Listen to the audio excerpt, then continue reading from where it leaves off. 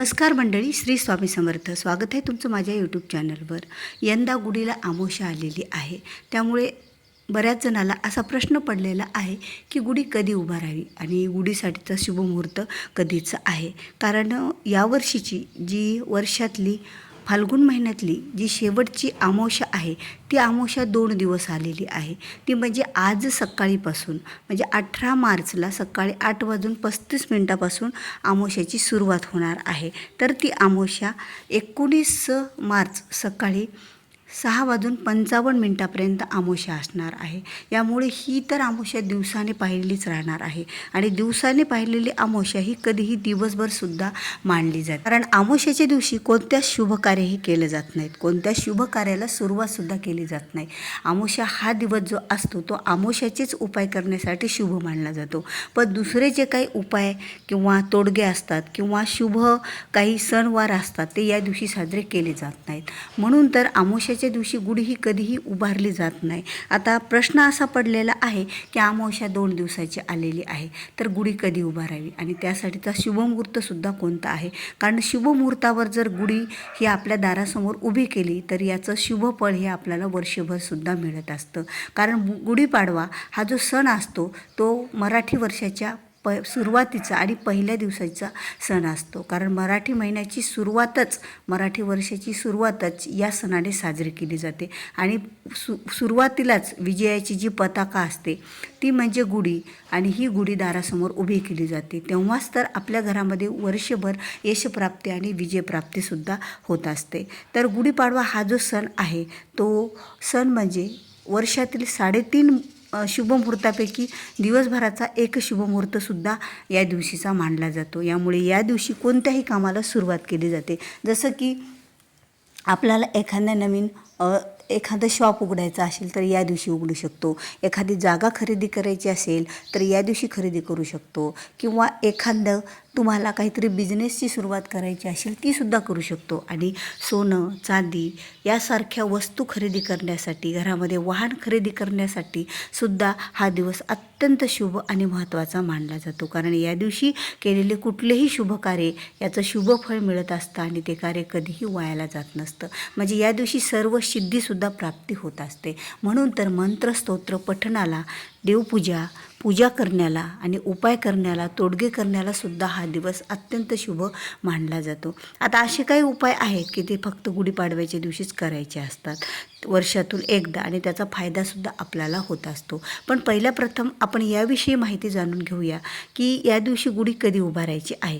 बघा, आता गुढीची सुरुवात म्हणजे तर आता अमावस्याला केलीच जात नाही आणि यंदा तर अमावस्या गुढीपाडव्याच्या दिवशी सकाळी तब्बल 35 मिनिटाची अमावस्या ही दिवसानं पाहिलेली आहे. कारण दिवसाची सुरुवात ही 6:30 सूर्य उदय होणार आहे. तर 6:55 अमावस्या असणार आहे.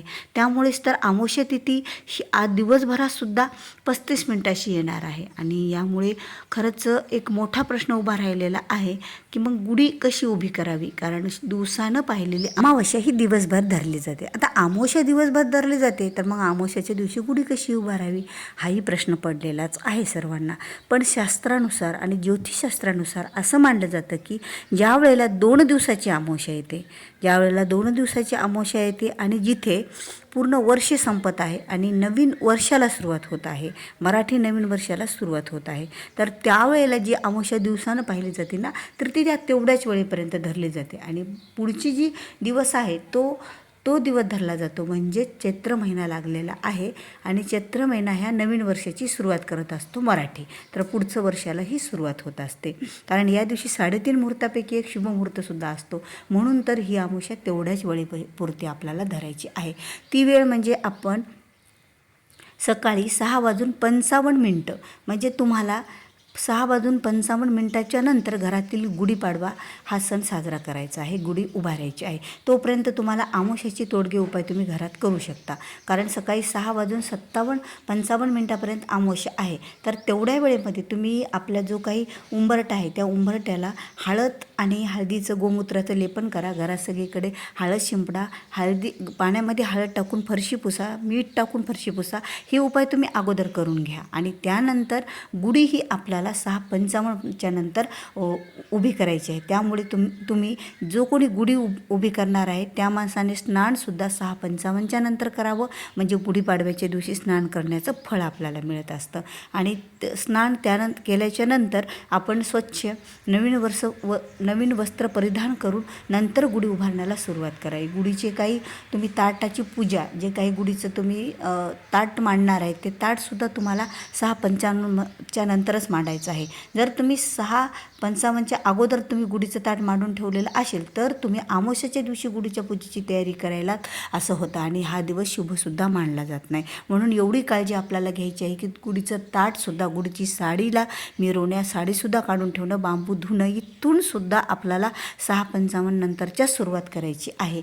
एवढी काळजी आपल्याला घ्यायची आहे, कारण गुढीपाडवा हा जो सण आहे तो शुभ मुहूर्तावर केला जातो आणि शुभ मुहूर्त हा 6:55च्या नंतर लागणार आहे. तर ते 9 वाजेपर्यंत असणार आहे. म्हणजे सकाळी 9 वाजेपर्यंत आपल्या घरामध्ये आपल्याला गुढी ही उभी करायची आहे. तब्बल आपल्याला 2 तास 5 मिनटे एवढा वेळ भेटणार आहे.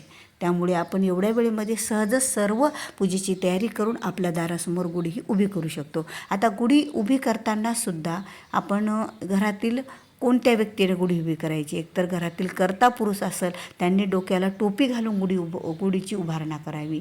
जो बांबू घेणार आहे ते स्वच्छ करून घ्यावा, त्याला तेल लावावं, गरम पाण्यानं धुवून तेल लावावं आणि त्यानंतर त्याला हळदी कुंकाची बोटे वडावी आणि घरातील जोडीने गुढी ही उभी करावी. गुढीचं तोंड सहसा हे पूर्वेकडे असावं किंवा उत्तरेकडे असावं, दक्षिणेकडे किंवा पश्चिमेकडे गुढीचं तोंड चुकूनही करायचं नसतं. यामुळे गुढी उभी करूनसुद्धा त्याचा फायदा आपल्याला होत नसतं. एवढी पण गोष्ट लक्षात घ्यायची आहे आपल्याला.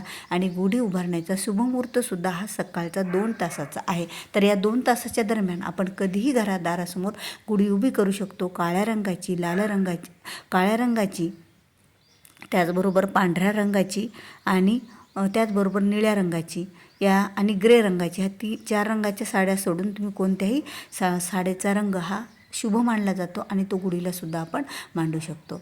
तर खरंच अशा प्रकारे तुम्हा सर्वांनाच गुढीच्या खूप खूप हार्दिक शुभेच्छा. स्वामी समर्थ महाराजांच्या कृपेने, आशीर्वादाने या गुढीपाडव्याच्या नवीन दिवसापासून तुमच्या जीवनामध्ये नवीन आशेचे किरण उभे राहो हीच मी स्वामीचरणी प्रार्थना करते आणि आपला आजचा हा व्हिडिओ इथेच थांबवते. श्री स्वामी समर्थ.